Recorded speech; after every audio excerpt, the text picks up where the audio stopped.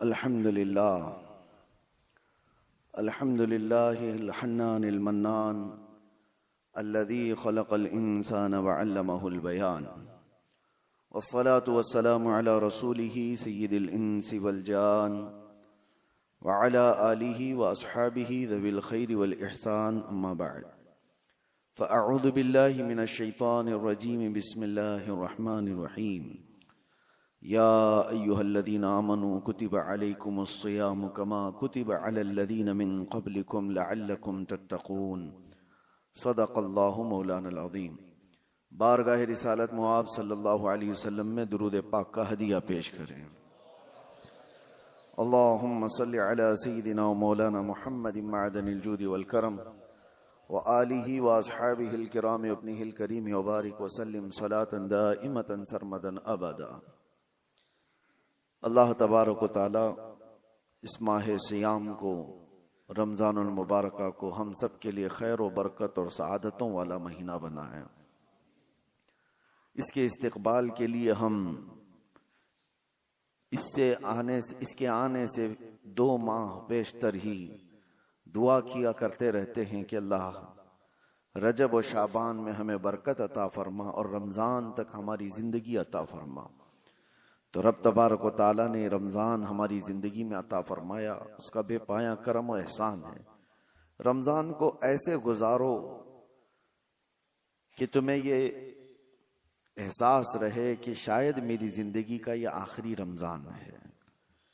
پتہ نہیں کہ اس رمضان کے گزر جانے کے بعد اگلا سال جو رمضان آنے والا ہے وہ میری زندگی میں آئے گا بھی یا اس سے قبل میں دنیا سے چلا جاؤں گا. ہم میں سے کوئی نہیں جانتا، لیکن جو رمضان مل چکا ہے اس رمضان المبارکہ کا احترام اس اعتبار سے آپ کرو. اللہ تبارک و تعالیٰ نے قرآن میں فرمایا کہ تم پر روزے فرض کیے گئے ہیں جیسے پہلوں پر کیے تھے، تاکہ تم پرہیزگار بن جاؤ، تاکہ تمہارے اندر تقوی آ جائے. رمضان میں سب سے زیادہ جس چیز کا سامنا آپ کو کرنا ہے وہ کون سی چیز ہے؟ بھوک کا سامنا کرنا ہے. تقریباً 12 سے 14 گھنٹے کا روزہ ہوتا ہے، جس میں آپ سحری سے لے کر افطار تک پانی کا ایک قطرہ بھی اپنے حلق کے اندر نہیں ڈالتے. دنیا میں اور بھی کچھ مذاہب ہیں جن کے ہاں روزے کا تصور پایا جاتا ہے، فاسٹنگ، اپواس، لیکن اس کی شکل الگ الگ ہے. کسی کے یہاں ہے فروٹ کی اجازت ہے، پکی ہوئی چیزیں نہیں کھا سکتے. کسی کے یہاں ہے کہ پانی پی سکتے ہیں، باقی کچھ نہیں. تو روزے کی شکل جو ہے انہوں نے اپنی الگ الگ بنائی ہے. کچھ لوگوں کا ایسا ہے کہ زمین سے نکلی ہوئی چیز نہیں کھائیں گے، یا پھر اس کو ہانڈی پر پکایا گیا ہو تو وہ نہیں کھائیں گے. باقی کچھ اور چیزیں درخت سے ملی ہوئی یہ سب کھا کر کے رہ سکتے ہیں. میرے عزیزو، اس طرح کا اگر روزہ رکھنا ہے تو سال بھر بھی ہم رکھ لیں گے انشاءاللہ العزیز. لیکن اسلامی جو روزے کا کانسیپٹ ہے، تصور ہے، وہ سحری سے لے کر افطار تک 2 بڑی چیزوں سے بچنے کا نام ہے. انسان کے لیے 2 بڑی چیزوں سے رکنا ہے. ایک کھانے پینے سے، ایسا نہیں کہ حرام چیزوں سے بچنا ہے، بلکہ حلال کھانے کی چیزوں سے بھی بچنا ہے.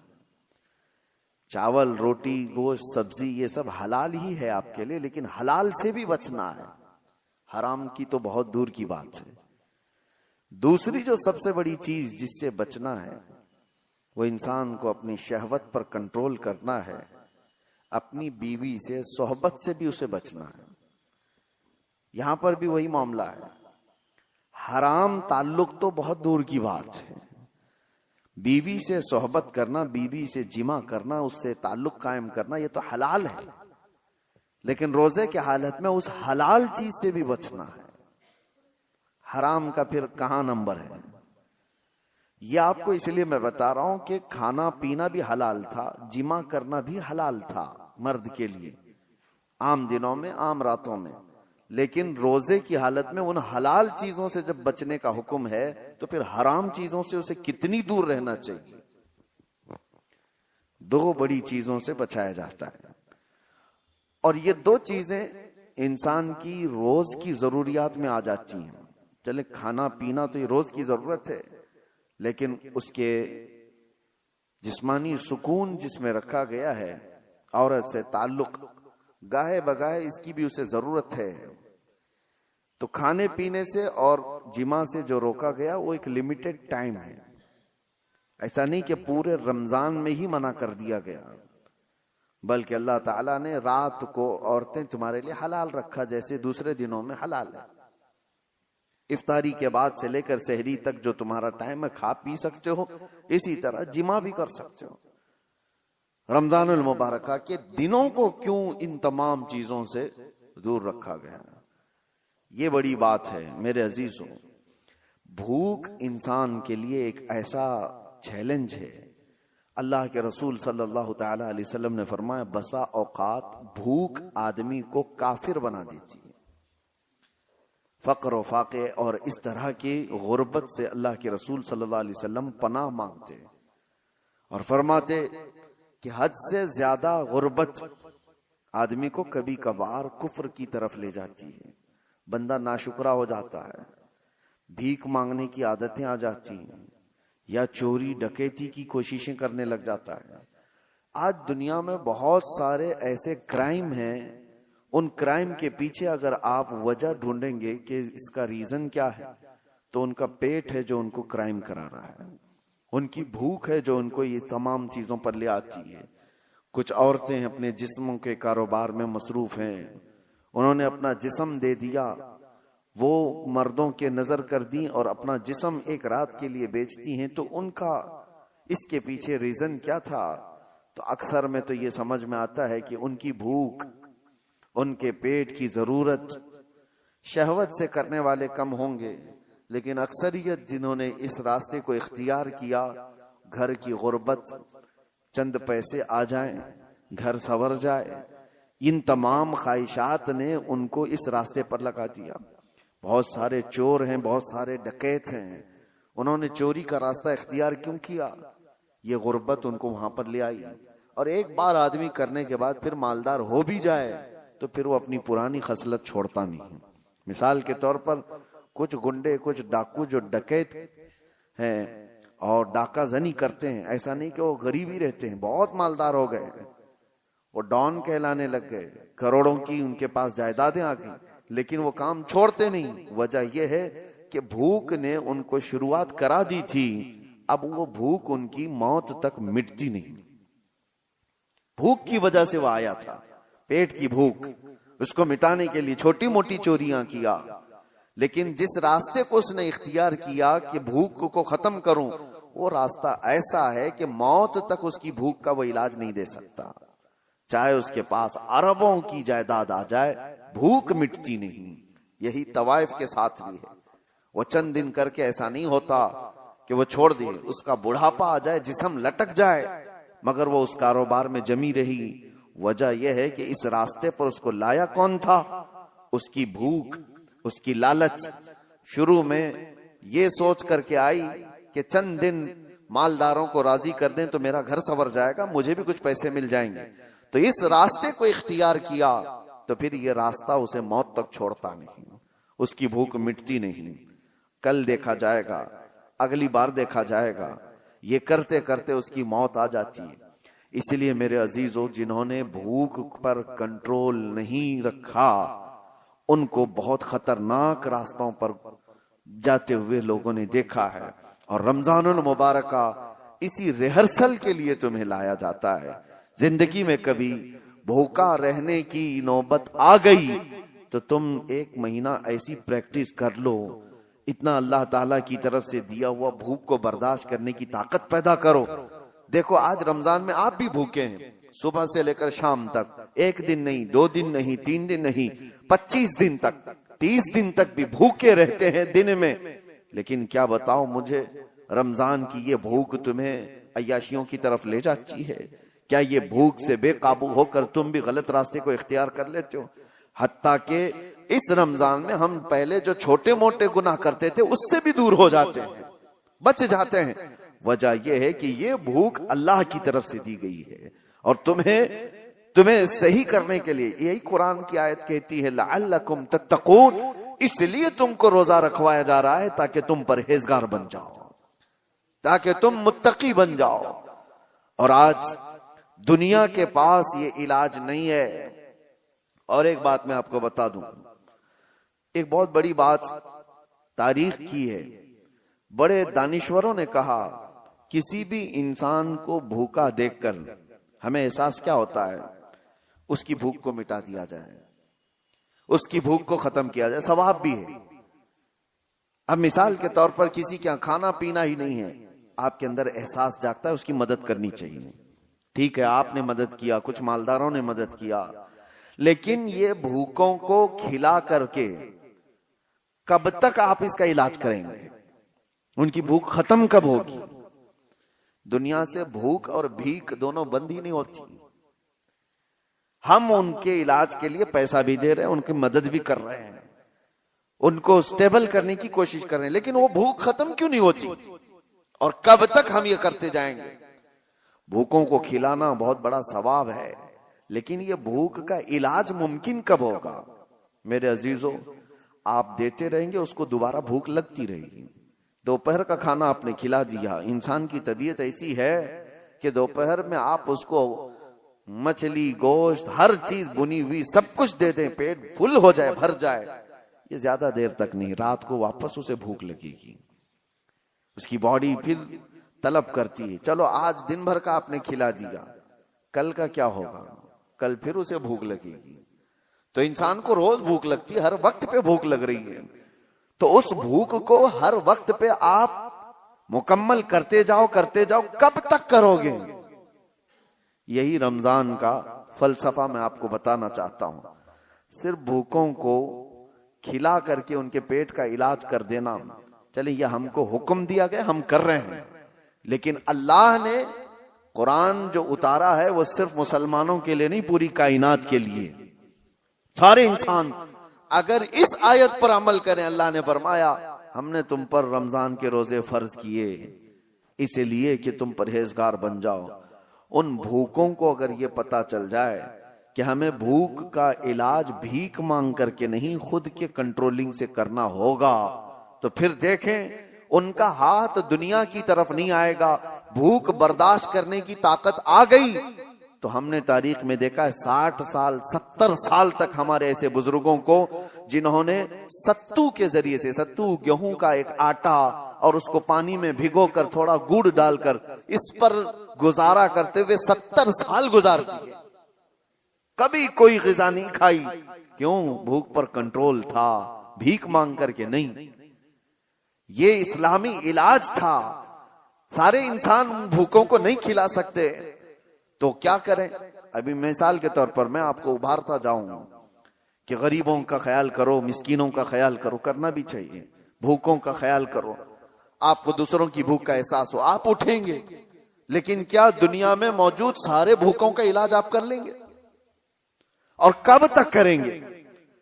نہیں کر پائیں گے۔ اس وجہ سے حکم یہ ہے ان بھوکوں کے لیے بھی کہ تم بھوک کی وجہ سے غلط راستہ اختیار نہ کر لو، بھیک مانگنے نہ لگ جاؤ، تم بھوک کو کنٹرول کرنے کی عادت اس روزے کے ذریعے سے شروع کرو۔ روزہ تمہیں سکھا دے گا۔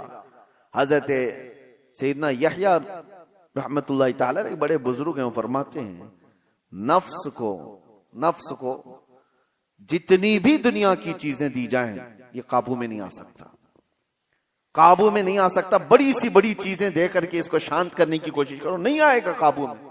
کہا کیسے آئے گا؟ کہا صرف اور صرف بھوک کے ذریعے سے تمہارے قابو میں آئے گا۔ بھوکا رکھو نفس کو۔ ایک جوان آئے حضور کی بارگاہ میں، کہا یا رسول اللہ صلی اللہ علیہ وسلم شادی کی عمر ہو گئی لیکن کرنے کی طاقت نہیں، استطاعت نہیں، ذرائع نہیں، اسباب نہیں ہیں، کیا کروں؟ اللہ کے نبی صلی اللہ علیہ وسلم نے فرمایا جب تک شادی نہ ہو جائے روزہ رکھو۔ اپنی شہوت کو کنٹرول میں رکھنے کے لیے حضور نے کیا فرمایا؟ روزہ رکھو۔ تم روزے کے ذریعے سے اپنے نفس کو قابو میں رکھ سکتے ہو۔ نوجوانوں کو آج بھڑکتا ہوا جو نفس ہے گناہوں کی طرف ابھارتا ہے، جتنا یہ کھاتے جائیں گے اتنی شہوت بڑھتی چلی جاتی ہے۔ اسی لیے کہا گیا روزہ ایک ڈھال ہے، اور روزہ ایک ایسی دوا ہے جو انسان کے نفس کو جو بھڑکتا ہوا بے قابو ہوتا ہے اس کو قابو میں لے آتا ہے۔ اسی لیے میں آپ کو بتاؤں، اللہ کے نبی صلی اللہ تعالی علیہ وسلم نے دو چیزوں کا حکم دیا۔ ایک تو مسکینوں اور غریبوں کو کھلانے پلانے کا حکم تو ہے ہی اسلام میں، خیرات کرو ان کو دو، لیکن دوسرا حکم صحابہ کو بھوکا رکھ کر کے ان کو کنٹرول کرنا سکھایا ہے۔ ایک صحابی حضرت ابو ہریرہ رضی اللہ تعالیٰ عنہ فرماتے ہیں کہ ایک دن مجھے شدت کی بھوک لگی، میں گھر سے نکلا کہ رسول پاک صلی اللہ تعالیٰ علیہ وسلم کے بارگاہ میں جا کر کے عرض کروں کہ آقا کھانے کے لیے بھوک بہت زیادہ لگی ہے۔ تو میں جیسے ہی باہر آیا تو حضور اپنے حجرے سے نکل رہے تھے۔ توجہ سے سنیں، حضرت ابو ہریرہ عرض کرتے ہیں پیٹ دکھا کر کے، یا رسول اللہ صلی اللہ علیہ وسلم، الجوع، بھوک بھوک۔ نبی پاک صلی اللہ تعالی علیہ وسلم نے مسکرایا اور اپنا جبہ اٹھا کر دکھایا، دو بڑے پتھر حضور کے پیٹ پہ بندھے ہوئے تھے۔ حضرت ابو ہریرہ کہتے ہیں کہ اللہ کے نبی صلی اللہ تعالی علیہ وسلم مجھ سے زیادہ بھوک کو برداشت کر رہے ہیں۔ پتھر باندھنا ایک علامت تھی کہ بھوک کو کنٹرول کرنے کے لیے پیٹ پر پتھر باندھے جاتے تھے۔ پھر بھی نبی پاک صلی اللہ تعالی علیہ وسلم نے فرمایا ابو ہریرہ چلو ساتھ چلتے ہیں۔ باہر نکلے تو جیسے ہی باہر نکلے حضرت ابو بکر صدیق باہر گھر سے آ رہے تھے۔ حضور صلی اللہ تعالی علیہ وسلم نے ان کو دیکھا، پوچھا ابو بکر اس وقت دوپہر کے وقت کس چیز نے تمہیں باہر نکالا؟ حضرت ابو بکر صدیق کہتے ہیں بھوک نے مجھے گھر سے باہر نکالا، میں کچھ کھانے کی تلاش میں باہر نکلا۔ حضور صلی اللہ تعالی علیہ وسلم انہیں بھی ساتھ لے لیے۔ تھوڑی دور گئے تھے کہ حضرت عمر بھی نظر آئے۔ حضور نے ان سے پوچھا عمر اس وقت کہاں جا رہے ہو؟ کہا یا رسول اللہ بھوک نے مجھے گھر سے باہر نکالا۔ سب کا ایک ہی مسئلہ ہے۔ حضرت عمر بھی آئے۔ اب سنیے، تینوں کو رسول پاک صلی اللہ تعالی علیہ وسلم لے کر ایک صحابی کے گھر گئے۔ وہ صحابی حضور پاک صلی اللہ تعالی علیہ وسلم کی آمد سے اتنے زیادہ خوش تھے، گھر میں جو تھا سب پیش کر دیا۔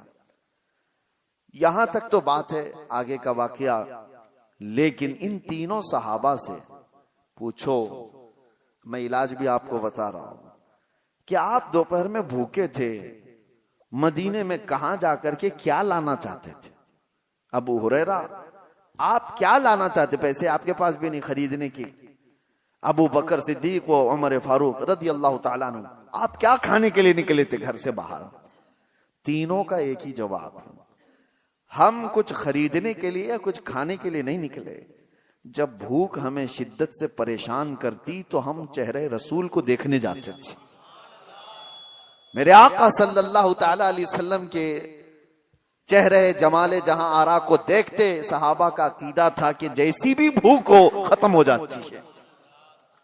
یہ ہے بھوک کا علاج، یہ عاشقوں کی بات ہے۔ کاش ہماری آنکھوں میں وہ جمال مصطفیٰ بس جائے۔ جب دنیا ہمیں اس طرح بھوک سے پریشان کرے تو وہ تصویر یار سامنے آ جائے، اور پھر حضور پاک صلی اللہ تعالی علیہ وسلم کے اس جمال میں مہ ہو کر کے ہم ساری بھوک بھول جائیں۔ اور ہوا ہے تاریخ میں ایسے۔ عزیزان گرامی، یہ باتیں میں آپ کے سامنے اس لیے کہہ رہا ہوں، وہ صدیق اکبر، وہ فاروق اعظم جن کے ناموں میں اتنی تاثیر ہے آج بھی بڑے بڑی حکومتیں کانپتی ہیں ان کے دور حکومت کو سن کر کے۔ قیصر و کسریٰ لرزہ بر اندام تھے عمر ابن خطاب کے نام سے، لیکن ان کا حال یہ ہے کہ وہ کہتے ہیں بھوک نے مجھے گھر سے باہر نکالا۔ اللہ کے رسول صلی اللہ تعالی علیہ وسلم کے سب سے قریبی صحابہ ہیں، وہ بھوکے رہ کر کے ریہرسل کر رہے تھے کہ بھوک پر کنٹرول حاصل کرو۔ آج ہمارے پاس سب کچھ ہے، اور کچھ مالدار لوگوں کو جیسی مال کی چربی آتی ہے ان کو لگتا ہے روزہ رکھنا تو غریبوں کا کام ہے، ہم کو اللہ نے کس چیز کی کمی کی۔ کچھ مالدار یہ سوچتے ہیں کہ مال جس کے پاس کم ہے وہ روزے رکھے، ہمارے پاس تھوڑی نا کچھ کمی ہے، دولت کی ٹھاٹ بھاٹ سب کچھ ہے۔ اگر تم دولت کو کمپیئر کرنا چاہو تو عثمان غنی کے قدم تک بھی نہیں پہنچ سکتے، لیکن انہوں نے بھی بھوکا. یہ رمضان کی بات نہیں کر رہا ہوں جو صحابہ کی، عام دنوں کی بات کر رہا ہوں، عام دنوں کی بات. حضرت عثمان غنی رضی اللہ تعالیٰ عنہ کا حال تو یہ تھا. میاں ان کے مال سے تمہارا کیا کمپیریزن. ایک جنگ میں، جنگ تبوک کے موقع پر انہوں نے جو صدقہ دیا تھا، خیرات کیا تھا، جانتے ہو آج کے زمانے میں اس خیرات کی ویلیوشن کر لی جائے نا 116 کروڑ روپے بنتے ہیں آج کے. وہ حضرت عثمان غنی نے ایک ہی جنگ میں دان کر دیے تھے. وہ خیرات کرتے تھے تو 116 کروڑ آج کی قیمت بنتی ہے کوئی خیرات کرنے والا؟ اور ظاہر سی بات ہے پورا مال نہیں، اپنے مال کا تھوڑا سا حصہ انہوں نے خیرات کیا تھا. تو مال کتنا تھا ان کے پاس اس زمانے میں. اور یہی وجہ ہے کہ حضرت عثمان غنی رضی اللہ تعالیٰ عنہ کا مال آج بھی مدینے میں موجود ہے، آج بھی ہے. ان کے نام کی ہوٹلز ہیں، ان کے ہی کھاتے میں جاتی ہیں. مدینہ طیبہ کی میونسپلٹی کا خرچہ حضرت عثمان غنی کے مال سے پورا کیا جاتا ہے. آج ان کا مال ختم نہیں ہوا، آج بھی موجود ہے. وقف عثمان. میں یہ کہہ رہا ہوں اتنے بڑے مالدار، اتنا کچھ ان کے پاس تھا، لیکن زندگی گزارنے کے لیے انہوں نے بھی بھوک کو اختیار کیا ہے، بھوک کو اختیار کیا. ایک بار تو ایسا ہوا کہ ایک صحابی حضور کے پاس آئے، کہا یا رسول اللہ صلی اللہ علیہ وسلم شادی کے لیے مال کچھ خریدنے کی مجھے ضرورت ہے، سامان خریدنے کی، کچھ مال چاہیے. حضور نے کہا کہ جاؤ عثمان کے پاس اپنے شادی کے اخراجات کے پیسے لے لو، کہنا کہ میں نے بھیجا ہے. وہ صحابی آئے حضرت عثمان غنی کے گھر پر، تو ابھی وہ دروازے پر پہنچے تھے، حضرت عثمان کی گرجدار آواز آ رہی تھی اندر سے. یہ صحابی ٹھٹک کر کھڑے ہو گئے، سنا کہ ڈانٹ رہے ہیں وہ کسی کو. وہ اپنے خادم کو ڈانٹ رہے تھے، اپنے غلام کو ڈانٹ رہے تھے حضرت عثمان غنی. یہ کان لگا کر باہر سے سنتے ہیں کہ کس بات پر ڈانٹ رہے ہیں. تو دیکھا کہ خادم کو، غلام کو اس بات پر ڈانٹ رہے ہیں کہ چراغ میں اس نے بتی تھوڑی زیادہ کر دی تھی، تیل زیادہ جل رہا تھا. بتی کو تھوڑا سا لمبا کر دیا تھا تو تیل زیادہ جل رہا تھا. عثمان غنی اس بات پر خادم کو خوب ڈانٹ رہے ہیں. تو یہ صحابی باہر سے سنتے ہیں اور واپس چلے جاتے ہیں. جو اپنے گھر میں چراغ کے تیل جلنے پر غصہ کرتا ہو میری شادی کا خرچہ کہاں سے دے گا؟ واپس چلے گئے. دوسرے دن آئے، وہی وقت تھا. آج پھر گرجدار آواز آ رہی تھی اندر سے. انہوں نے سنا آج پھر کسی کو ڈانٹ رہے ہیں، آج پھر خادم کو ڈانٹ رہے تھے. کس بات پر؟ اس بات پر کہ دال میں نمک زیادہ کیا ہوا ہے. زیادہ نہیں، ٹیسٹی بنایا ہوا ہے. نمک کے بغیر تو ٹیسٹ آتا نہیں، تو ٹیسٹ اچھا کر دیا. تو حضرت عثمان غنی اس پر اس کو ڈانٹ رہے ہیں کہ نمک اتنا استعمال کر لیا کہ دال لذت والی ہو گئی ہے، زیادہ کھائی جا سکتی ہے. تو یہ صحابی جو باہر کھڑے تھے انہوں نے کہا یہ تو دال پر اور چراغ پر غصہ کرتے ہیں، یہ میرے شادی کا خرچہ کہاں سے دیں گے؟ واپس پلٹ رہے تھے، حضرت عثمان غنی نے ان کو دیکھ لیا. کہا کہ کل بھی تم آئے تھے، آج بھی تم آئے، کیا بات ہے، کس لیے آئے؟ انہوں نے کہا بات در حقیقت یہ ہے کہ اللہ کے نبی صلی اللہ علیہ وسلم نے تمہارے پاس مجھے بھیجا، میرے شادی کے اخراجات آپ سے میں حاصل کروں. لیکن آپ 2 دن سے میں دیکھ رہا ہوں غصے میں ہیں، خادم کو خوب ڈانٹے جا رہے ہیں، کبھی چراغ پر کبھی دال پر. میں نے یہ سوچا کہ کہاں میری شادی ہو سکتی ہے ان کے مال سے. حضرت عثمان غنی نے کہا قسم خدا کی تو کیا اللہ کے نبی کا حکم ہو تو 70 شادیاں میں تنہا کر دوں.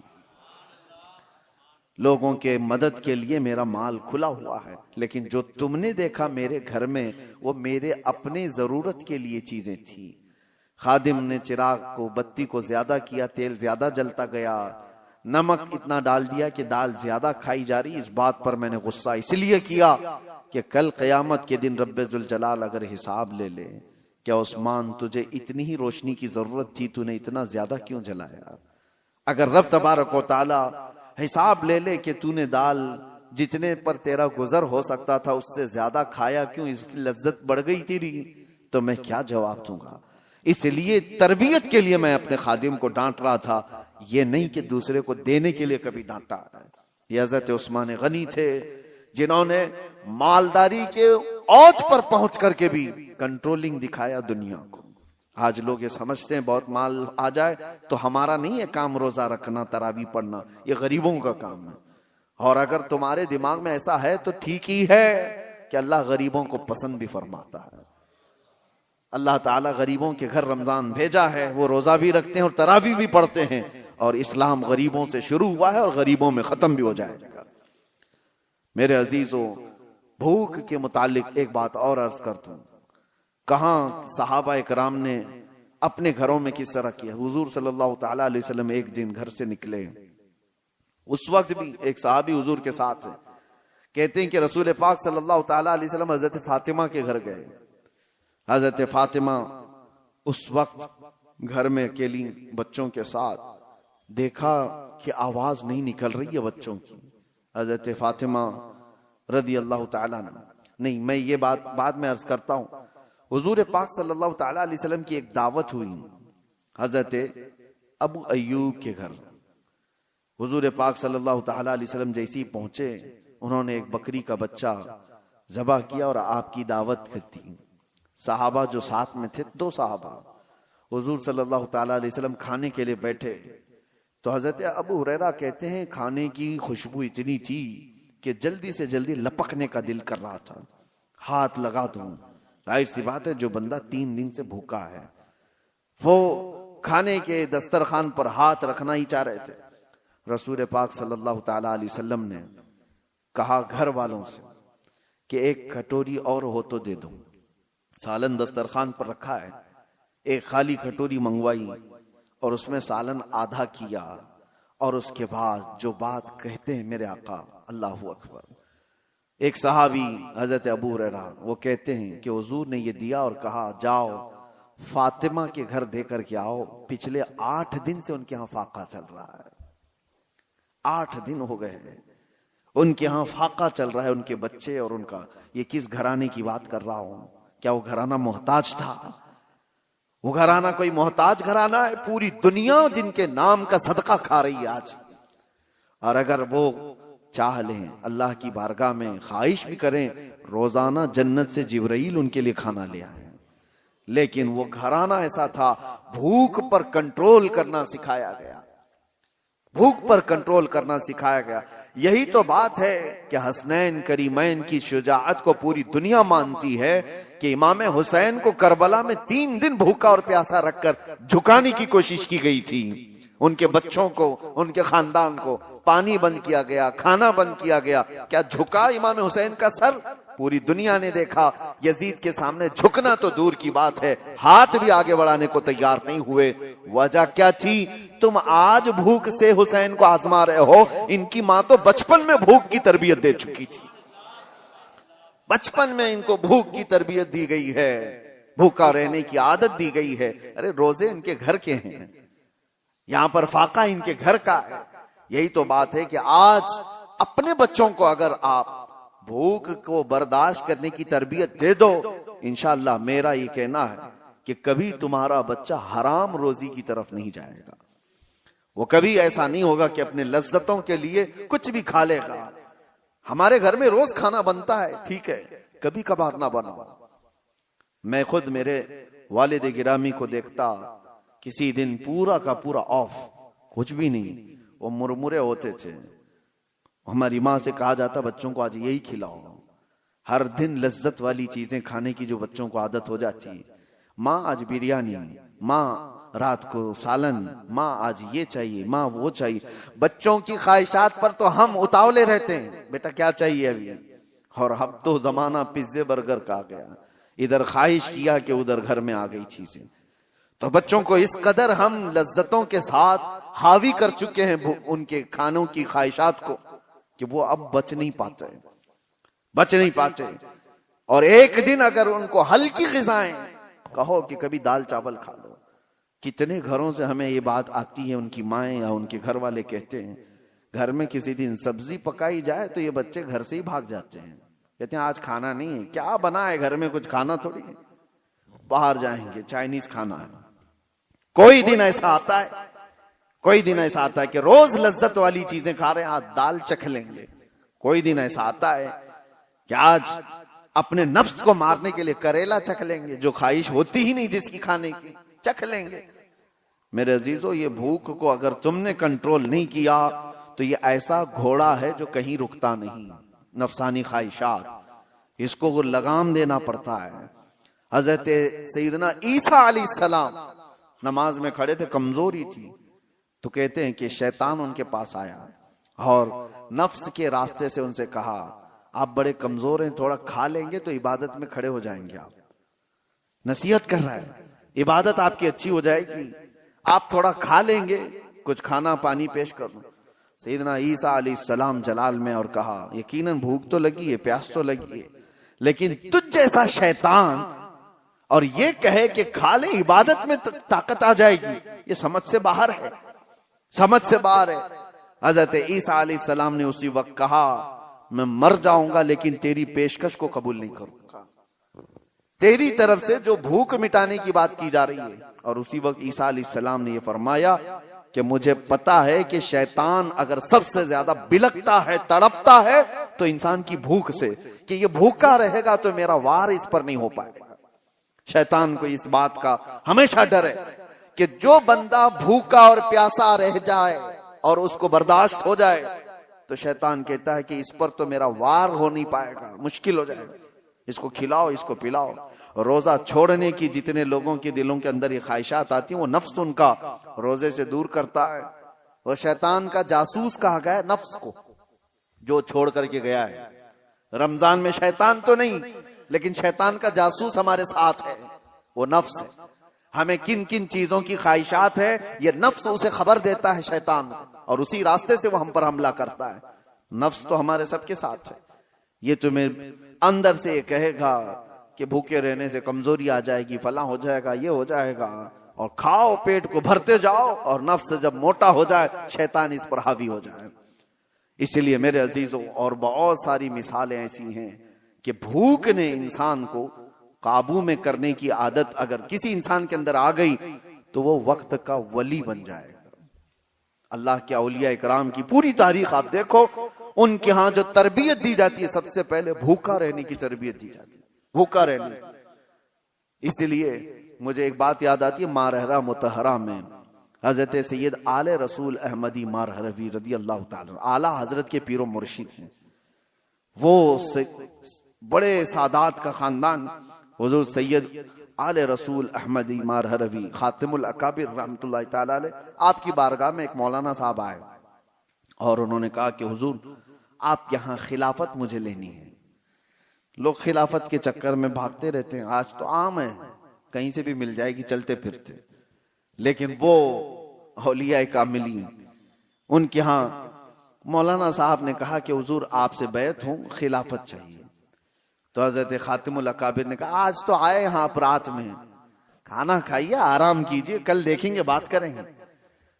تو خادم سے کہہ کر کے ان کو مچھلی منگوائی، اور روہو مچھلی اور یا کوئی اور ایک خاص قسم کی مچھلی، بھنی ہوئی مچھلی ان کو خوب کھلانے کے لیے حکم دیا۔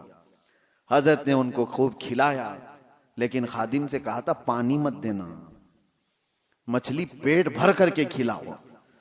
ان کو خوب مچھلی پروسی گئی، اور جیسی وہ شکم سیر ہو گئے، خادم نے کہا آتا ہوں، اور دروازہ بند کر کے چلا گیا، پانی کچھ دیا ہی نہیں۔ اور مچھلی جب پیٹ میں جائے تو شدت کی پیاس لگتی آدمی، اور وہ خاص قسم کی مچھلی تھی جس کو بھونا گیا تھا الگ انداز سے، وہ اندر جا کر کے بے قراری، بے چینی بڑھ گئی، وہ پکارتے رہے اندر سے پانی پانی پانی، کوئی سننے کو تیار نہیں۔ حضرت کا حکم تھا پانی مت دو۔ صبح تک وہ بیچارے ادھر سے ادھر تڑپتے رہے، ان کی آنکھیں چوڑی ہو گئیں، صبح حلق سے زبان باہر آنے لگ گئی۔ کہا کیا مہمان نوازی، سادات کا گھرانہ ہے، کیا میرے ساتھ کیا گیا ہے۔ صبح فجر میں خادم جیسی دروازہ کھولا، لپک کے اس کو پکڑ لیے، کہا کہ ابھی تجھے مار ڈالوں گا، فلاں کر دوں گا، جتنا غصہ تھا سب نکال دیا، اس کے کپڑے پکڑ کے پھاڑ دیے۔ کہا رات کو کھانا کھلایا، پانی نہیں دے سکتا تھا۔ اس نے کہا میں نے کچھ نہیں کیا، جس پیر و مرشد کے پاس آپ خلافت لینے آئے تھے ان کا حکم تھا۔ کہا چلو ان سے ہی بات کرتا ہوں، تاؤ میں تھے جو کل خلافت لینے آئے تھے، آ کر کے کہا کہ یہ کیسی مہمان نوازی ہے آپ کی، کیا آپ کے ہاں ایسا کیا جاتا ہے، پانی نہیں دیا جاتا ہے، فلاں فلاں فلاں، نان سٹاپ سب چیزیں کہہ گئے۔ حضرت خاتم الاکابر نے کہا پانی دے دو، پانی دو، اور اس کے بعد ان کو نذرانہ دے کر رخصت کرو۔ پانی دے کر ان کو سب ٹھنڈا کیا گیا۔ تو پھر انہوں نے کہا حضرت آپ نے کہا تھا کل رات میں کہ آج رات کھانا کھا کر سو لو، کل خلافت کی بات کریں گے۔ آپ نے کہا جو اپنی پیاس برداشت نہیں کر سکتا وہ اپنی خلافت کے بوجھ کو کہاں اٹھا سکتا ہے؟ ایک رات کی پیاس نہیں برداشت کر سکتا، وہ اتنی بڑی ذمہ داری کو کہاں اٹھا سکتا ہے؟ جاؤ، ابھی تمہاری تربیت کی ضرورت ہے۔ یہ اولیاء کاملین، صوفیاء کاملین کا طریقہ رہا ہے کہ اپنے مریدین کو پہلے بھوک سے وہ آزماتے تھے اور ان کو ریہرسل کرواتے تھے کہ کنٹرول کرنا سیکھو، بھوک اور پیاس انسان کو بے قابو کرتی ہے۔ یہی تو بات ہے۔ آج بھی آپ اس کا جلوہ دیکھ سکتے ہیں جو میں نے بتایا، مولانا صاحب کا جلال، جو اپنے اس گھرانے پر بھی جلال کر گئے جس پر خلافت کی توقع لے کر آئے تھے، اس کا اس کی ایک جھلک آپ اپنے ہاں بھی دیکھ سکتے ہیں۔ شام کا وقت دیکھو، عصر کے بعد سب کا چہرہ اور کس انداز سے ان کا پارا گرم رہتا ہے۔ افطاری سے پہلے کسی مسلمان کو ٹچ بھی کر دے کوئی، جنگ ہو جاتی ہے۔ باہر سڑکوں پر تو اکثر یہ دیکھا گیا ہے کہ یہ بیچارہ سامان خریدنے جا رہا ہے، بائک بھگا رہا ہے، اس کو نہ ادھر کی دکھ رہی نہ ادھر کی دکھ رہی، خود ہی جا کے کسی کو ٹھوکا اور پھر اس کے بعد لڑائی بھی خود ہی کر رہا ہے، سامنے والے کو خود ہی نیچے کر کے مارنے کی کوشش کر رہا ہے۔ وجہ یہ ہے کہ یہ وہی جلال ہے جو صبح سے شام تک بھوک اور پیاس برداشت نہیں ہو رہی ہے۔ یہ اللہ تعالیٰ کی عطا ہے جو تم محفوظ ہو۔ اگر اللہ تبارک و تعالیٰ کی رحمت نہ ہو تو ہم گھنٹوں بھی برداشت نہیں کر پائیں گے۔ یہ اللہ کی عطا ہے، اس کی رحمت ساتھ ہے۔ افطاری کے موقع پر آپ دیکھو دسترخوان پر کھانا آپ کو تھوڑا سا ہی ہے، لیکن دسترخوان پر اجتماعی طور پر اگر آپ بیٹھے رہو کبھی مسجد وغیرہ میں، ارے کیلے کا ایک ٹکڑا بھی تمہارے سامنے والا بازو والا اٹھا لیا تو غصہ آ جاتا ہے۔ شربت کا گلاس آپ کے پاس رکھا تھا، کسی اور نے سامنے سے اٹھا لیا، ارے ملے گا بعد میں بھی، لیکن اس وقت برداشت نہیں ہوتا۔ ایک گلاس شربت کوئی لے لیا تو غصے میں اس کو دیکھنے لگ جاتے ہیں، بھائی اپنے سامنے کا دیکھ، میرا کیوں اٹھاتا ہے؟ تو یہ جو جلال ہے یہ وہی ہے جو صبح سے شام تک بھوکے رہے۔ اللہ اکبر، میرے آقا صلی اللہ تعالی علیہ وسلم کے دربار میں بس یہ آخری بات، ایک بار افطار کا دسترخوان سجا ہوا ہے۔ حضور پاک صلی اللہ علیہ وسلم حضرت عائشہ سے کہتے ہیں، عائشہ حجرے میں تھی، دیکھو باہر کوئی مسافر تو باقی نہیں رہ گیا، ہمارے دسترخوان پر آ جائے۔ حضرت عائشہ کہتی ہے میں حجرے سے کھڑکی میں جھانک کر دیکھتی ہوں تو جنت البقیع قبرستان کے پاس ایک درخت تھا، وہاں کوئی اپنے گھوڑے کو باندھتا ہوا ایک آدمی نظر آیا۔ حضور سے وہ عرض کرتی ہیں کہ آقا ایک مسافر دکھتا ہے کہیں دور سے آیا ہوا۔ حضور نے اپنے صحابہ کو بھیجا، جاؤ جو آیا ہے اس کو لے آؤ دسترخوان پر۔ تو صحابی گئے اور ان سے پوچھتے ہیں کہاں سے آئے ہو؟ بڑا لمبا سفر طے کر کے کوئی آیا ہوا تھا، اور اس نے پوچھا کہاں کا ارادہ ہے؟ تو آنے والے مسافر نے کہا میں محمد صلی اللہ علیہ وسلم کو دیکھنے آیا ہوں۔ کہا چلو وہ تمہارے انتظار میں۔ اسے معلوم بھی نہیں تھا، دسترخوان پر سب بیٹھے، وہ دسترخوان پر آ کر بیٹھ گئے۔ ایک ہی دودھ کا پیالہ تھا اور 70 صحابہ بیٹھے ہوئے، ایک دودھ کا پیالہ۔ کبھی تعداد صحابہ کی جو اصحاب صفہ ہیں حضور کے ساتھ، نبی پاک صلی اللہ تعالی علیہ وسلم دسترخوان پر بیٹھے، سب سے پہلے وہ نئے آئے ہوئے اجنبی مسافر کو حضور نے پیالہ پیش کیا، اس نے اٹھایا اور پورا ہی پی گیا۔ اب ظاہر سی بات ہے روزے کا وقت ہے، جلال کیسا ہونا چاہیے کہ ہماری لیے تھوڑی سی تو چیز چھوڑتا، کسی ایک کی بھی ماتھے پر کوئی شکن نہیں، بلکہ میرے آقا نے اس کو پورا شکم سیر ہو کر پیتے ہوئے دیکھا تو مسکرایا اور کہا اللہ تجھے سیراب کرتے۔ یہ نہیں کہ اب ہم کیا کریں گے، ایک کھجور لی، خود حضور پاک صلی اللہ تعالی علیہ وسلم آدھا چبائے اور اس کے بعد صحابہ کو دیا، اسی پر افطار ہو گئی۔ کسی نے آنے والے مسافر سے نہیں کہا کہ سب کا تو کھا گیا۔ یہی تو بات ہے کہ آقا کے بارے میں کہا گیا ہے آتا ہے فقیروں پہ انہیں پیار کچھ ایسا، خود بھیک دیں اور خود کہیں منگتے کا بھلا ہو۔ وہ دربار رسالت میں یہ صبر سکھایا گیا تھا صحابہ کو کہ بھوک اور پیاس جتنی بھی ہو لیکن دوسرے کی اگر ضرورت ہے تو تمہاری ماتھے پہ شکن نہ ہے، پہلے اس کی ضرورت پوری ہو جائے۔ اللہ کریم اس رمضان المبارکہ کے روزوں سے ہمیں ہدایت کی توفیق عطا فرمائے۔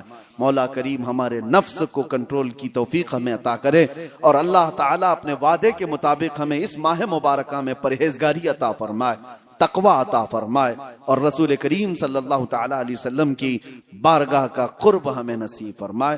وآخر دعوانا ان الحمد للہ رب العالمین۔ السلام علیکم۔